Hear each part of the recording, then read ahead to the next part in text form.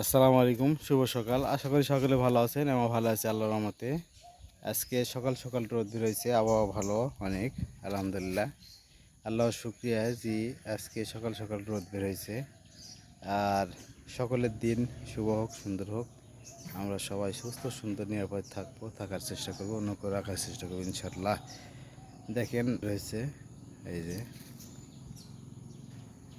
এই যে সূর্য বোঝা যাচ্ছে না আলোর ঝিলিকে। আর ধানগুলো ভালো হয়েছে আলহামদুলিল্লাহ। এই যে গোছ লেগে গেছে সব। আর এটা হচ্ছে আমাদের কবরস্থান।